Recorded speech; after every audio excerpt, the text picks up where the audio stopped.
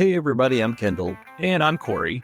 Before we get into part 2 with Monica and Kristal, today is a pretty big day for us. 9 years ago today, I got an Ancestry.com alert telling me that I had a super close DNA match. His name is Christopher Clark. Within minutes, we were on the phone together and I found out that he's my half-brother. That phone call kicked off what has been a pretty twist-filled 9 years for us. That's putting it mildly. I went into that DNA test hoping that I'd maybe learn something about where it came from.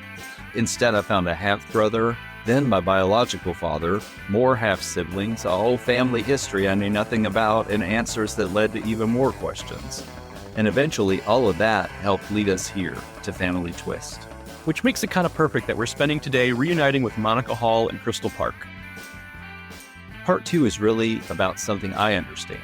Discovering a part of yourself in middle age and then having to figure out what to do with it. Monica and Kristal are both adopted and they're both Cree. Neither one grew up with a connection to their indigenous culture that they could have had. Monica didn't even know she was Indigenous until she found members of her biological family. Later, she learned that her father spoke fluent Cree, her great-grandmother was a medicine woman, and there was even this entire history that had always belonged to her, even though she hadn't known about it. And she says something that I really wanted to talk about. Even after learning all of that, part of her still wonders whether she deserves to call herself Cree. Kristal understands that feeling too. She talks about not always feeling Indigenous enough and what it means to find another adoptee who doesn't need to have that explained. We also get more about their friendship, Kristal's documentary about Monica, sobriety, and music. Here's part 2 of our conversation with Kristal Park and Monica Hall. So how did you two bond over your shared Cree heritage? I think for Monica and I, one of the things about being an adoptee and growing up in a family that doesn't connect you to your culture is that you feel really displaced and you don't feel like you're Indigenous enough. I think finding fellow adoptees who also have had that experience and are also attempting to reconnect with, their Indigenous identity there's a real comfort in that, because I think we both see each other as strong Indigenous women. What do you think, Monica? I feel the same way. When I met my family, I didn't know that I was Indigenous. Actually, until I spoke with my uncle, my birth mother's brother, who was the first person I connected with. And I told him who I thought my birth father was that was on the non-identifying information. And he insisted that that was not. And I guess I had described myself when I called him. I've always had really dark hair, except when I was blonde for 25 years. What I was doing, I don't know. I thought I was going to have more fun. I did not have more fun. So now I'm brown again. But I remember him saying, he can't be your father. He can't be your father. He's black. And I didn't know what he was talking about, but that's how they described a very dark Indigenous person in Canada was black. And I was delighted, but I didn't suffer with prejudice like my family did. I've looked white. I really struggled with feeling like I didn't call myself Cree. And I still struggle with that. My birth father, he wasn't raised in really, other than the place he was raised, everybody, most people spoke Cree and such, but they weren't raised with their medicines and the things that, people do when they're connecting with their culture because of the shame. So I didn't know he could speak fluent Cree for decades. I met him in 1980, and there's a video where there's a pilgrimage around this property where my family settled, both sides of my family. And I asked him to speak Cree and to translate a woman's, that was standing in the water. There's a healing lake up there. I was just so enamored with it. And on my birth mother's side, my auntie came to visit me. And there was a time in the 90s when I was really interested in my heritage. I'm an herbalist. I wanted to know the healing plants of my people. She came and visited me. We made medicine bags. She showed me how to bead. She showed me how to make earrings and things and told me about the culture. I have books that nobody has anymore because they were they're out of print on the Cree and our heritage. That was a really big thing for me. In the 90s, I really went back. I went to powwows here in Sacramento, and my daughter was a fancy dancer at the powwows. And I also was with a woman who was less Indigenous than I was, but she was raised by her grandmother, and her grandmother had taken her into the woods and shown her the medicines. So I learned from her, and she took me into the community and showed me the community is so different than what we're used to. That was a beautiful, beautiful time for me because I did get to delve into my heritage. But my great granny was a medicine woman. Most of that's not passed down. I have some knowledge, but not a lot. And it's so sad. A large part of me really feels my Cree. It really does. And another part of me feels like I don't deserve it because I didn't feel the prejudice that my family did. I didn't suffer. It's a weird place to be. It really is. So, Monica, what was your gut reaction on seeing the trailer? I think I cried, laughed. Yeah. When I showed it to a couple of people, the reaction was the same. And they were surprised because I had mentioned that there was a documentary being done on my story. That's nice. And then when they saw it, they're like, wow, this is really, really good. And it is. It's a beautiful, beautiful piece of work. I mean, anybody that's seen it will say, and you really light up. Like, I want to know more. And it captures Monica. My favorite line in the beginning is when your daughter Becca says, "Does everybody like Monica?" Probably not. I filmed her watching it for the first time. So I should share that actually. I'll clip together something and I'll put it up on the Life's a Mother Instagram. So for listeners, go follow Life's a Mother. We'll periodically update it. Right now it's a little quiet, but you can go on and you can see people's reactions and their responses to the trailer. And it was really fascinating to hear different people's response to the trailer. Me and Chelsea, we always test these trailers out on our husbands. And if they cry, then we're like, okay, we got something here. This is good. But Chelsea's a trailer wizard. She's so talented at really capturing what the essence of the film will be like. I immediately after watching it, I wrote to both of you and said, we got to do an episode. I can't wait to see it. What is the future of the film? We're still in post-production and editing. And so that's happening right now. And then once the film is completed, we will make an announcement. But at that point, we'll be entering it into film festivals and doing the film festival run. We might try and do a private screening, whether it be an online screening so that the community can come out and watch and support. And then my hope is that we do a premiere in Sacramento where Monica is and show it live, because there's nothing quite like that experience, to watch a film with fellow adoptees, birth mothers, and people that have experienced similar things. I will note that since putting out the trailer, I've received, I know Monica has, but I've also received messages from people saying, I've experienced GSA as well, or this is what's happening in my reunion. For the average person, they think genetic sexual attraction, ew, disgusting, right? And I think it's important that we talk about things that people don't want to talk about, or that people have a reaction like that to, because behind that is a human being that had to actually go through that and had to live with the consequences of that. And Monica didn't know what was happening in that. There was no information on that, but it's very common. It happens a lot. And so for us to talk about these things, it, chips away at the shame, and then it gives other people the permission to talk about what happened to them. And then it sets us all free. I am so grateful to Monica for her willingness.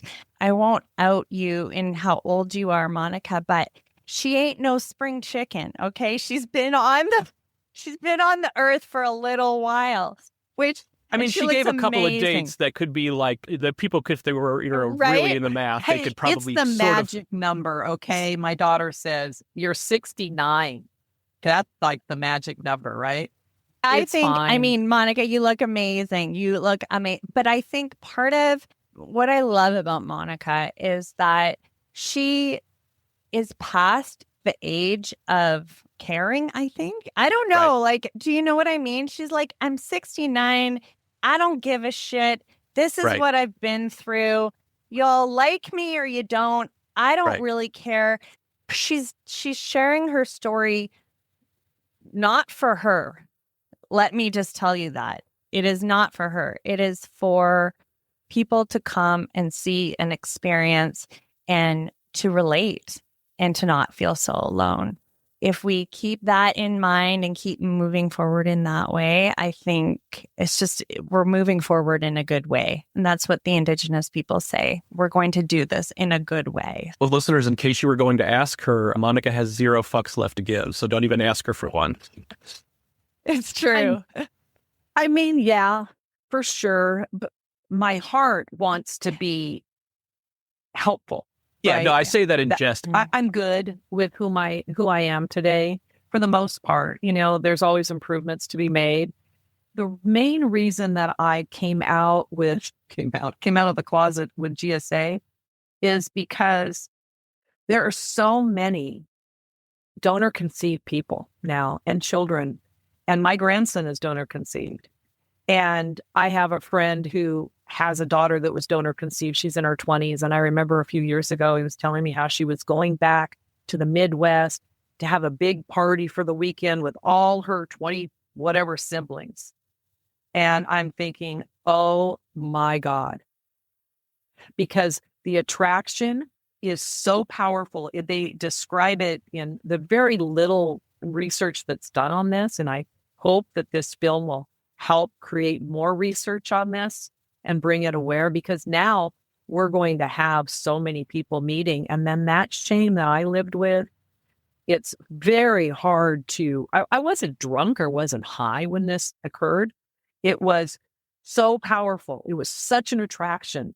It was spirituals, emotionals, physical. It was all the things. And it was impossible for me to resist it. But I was 23 years old, and a lot of these young people that are, finding their siblings are young. And it doesn't matter how old you are. You can be 37, you can be 48. You find these people, happens between mother and son, father and daughter, between mostly siblings of the opposite sex most often. And, it's a public service announcement.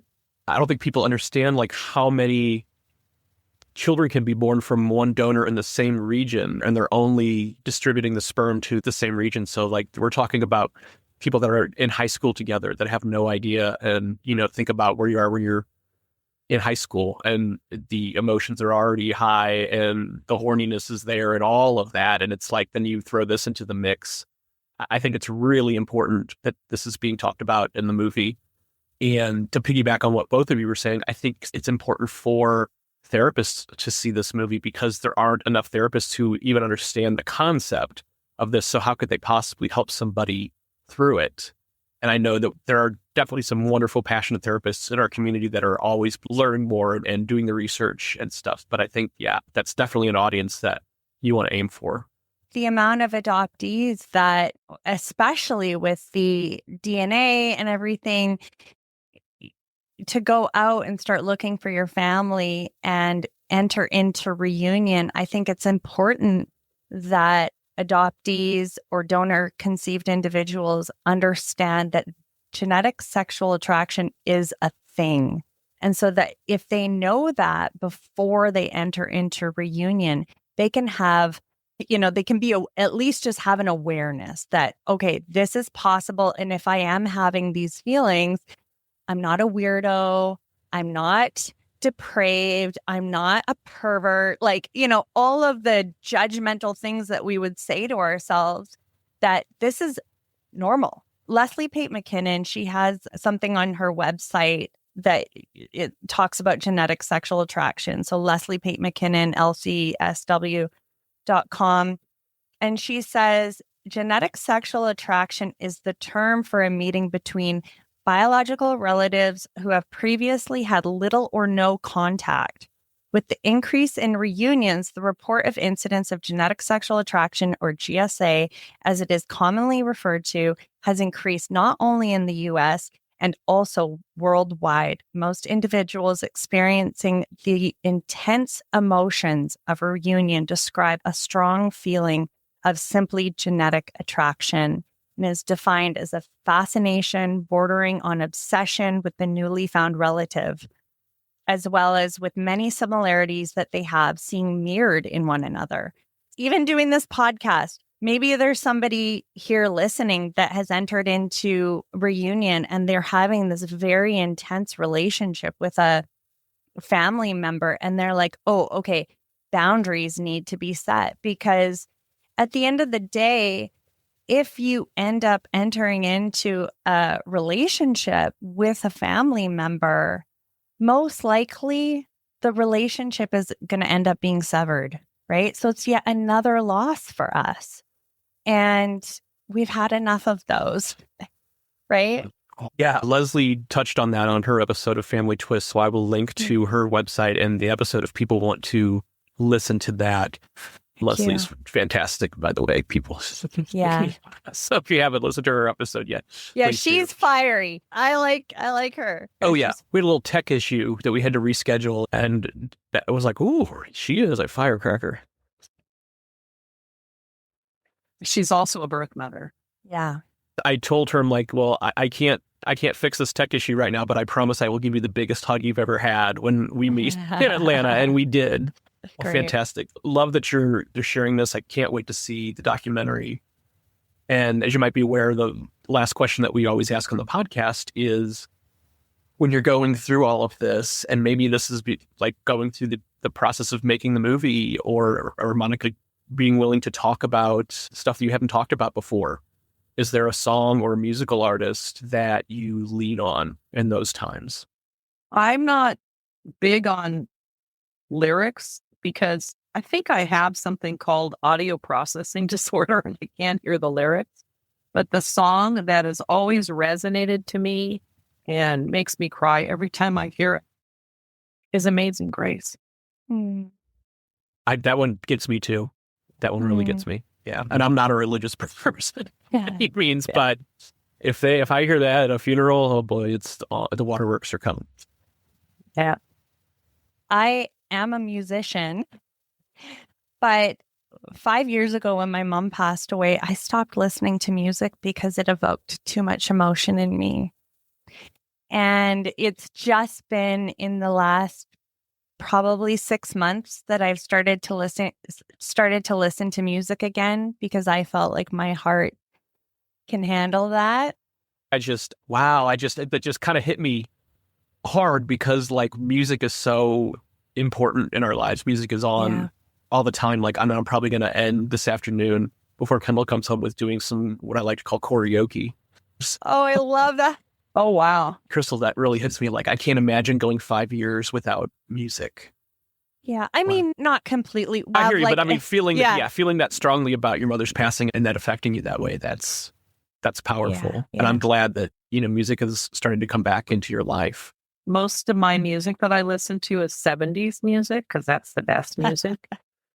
I mean, some really good stuff in the 70s. Oh, yeah. And it reminds me of good times, when I was doing lots of LSD and life was wonderful, I loved LSD. And I think it was probably something that really helped me really during my youth. I think it was medicine for me. But my daughter teaches hot power vinyasa flow yoga, and she has such a gift for music, and her playlists are beautiful. So I follow her on Spotify, and I will play them in my home, and I'll sit at the table and play old school solitaire and turn on some of her playlists and just look out my window. So, but no particular song unless it were something in the 70s. Okay, I do Okay, have one. please. Yeah. And we play this as a family in the car all the time. It's called It's a Great Day to Be Alive. It's a good one. It's about, just being grateful for, the sun shining and the breath in your lungs. And so that's one. Who's the artist? Oh, it's Travis Tritt. Yeah, Travis Tritt. It's a So- great day to be alive. It is. It is. The music of the 70s is amazing, and it's definitely a touchstone for me for, my dad is passed, so when I hear Creedence and Led Zeppelin and Aerosmith and stuff, then it reminds me of him. And we just lost Kendall's dad a couple of months ago, and same with like Creedence and Deep Purple and like Fleetwood Mac is probably my favorite band, and it's my mom's favorite band. So that's something that we've been able to bond over. And I even took her to meet Mick Fleetwood, and I knew she was going to embarrass me, and she did, of course. But, well, how often do you get to meet Mick Fleetwood, right? I just wanted to mention, too, another thing that Monica and I have connected on is our sobriety. Monica mentioned that she's been sober for over 40 years, and I have a few days underneath my belt as well. And so that's been, I think, something that's been really important to me and special that we could connect on that, not just how crazy we were back in our using and drinking days, but just the importance of how I don't think I'd be doing what I'm doing had I not gotten sober. And I would perhaps say the same for you, Monica, would you say? Oh, I wouldn't be alive. Yeah. I got sober at 23, but at 21, I got what I'm pretty sure was alcoholic hepatitis from binge drinking. And I put myself in super dangerous places. And I wouldn't be here. It was a gift, definitely. It's opened my heart. And it's I think the theme behind, the working on yourself and digging and trying to be the best version of yourself. If you're really working, with that. And that's what I've been doing for the most of 42 years. And so, and I work with others. I coach and I do other things where I can impart the things that have worked for me and help me heal and navigate this crazy life we all have, right? Yeah. Well, I'm certainly glad you're both still here. And I just love that you've come together for this project. I think that's something that we would all love to see more collaboration within the community to get these things out there and everybody working with their specific skill sets to help get these stories told. So thank you for your bravery and your candor and openness to sharing all of this with the world. Thank you. It's our pleasure. I love that we're recording the opening and closing to this episode on the anniversary of that DNA alert about Kendall's family. Me too, because 9 years later, I still think about how strange it is that one notification in my email changed so much. Finding Chris gave me answers, but it also gave me an entirely new family history to understand. And I think that's part of what I connected with in Monica's and Kristal's conversation. You can find out where you came from. That doesn't mean you immediately know where you fit. Monica learned that her father spoke Cree. She learned about her great-grandmother. She learned about the medicines, traditions, and history in her family. And still, she can say, do I deserve to call myself Cree? That got to me because she didn't choose to be separated from that part of herself. Neither did Kristal. Adoption made that choice for them. And I really like that these two women found each other later and can see something in each other that they sometimes have trouble seeing in themselves. Plus, what started with Monica basically tracking down another Cree adoptee on Facebook has turned into a close friendship and now a documentary. Which seems very family twist to me. I agree. We can't wait to see Life's a Mother when Kristal is ready to put it out into the world. Thank you to Kristal and Monica for coming back and giving us two conversations that went in directions I don't think we could have predicted. And on a personal note, happy 9 years to my brother Chris. 9 years ago, I didn't know he existed. Then Ancestry.com sent me an email. And here we are. Here we are. Thanks everybody for listening. And remember, family secrets are the ultimate plot twist. The Family Twist podcast is produced and presented by Mosaic Multimedia, LLC.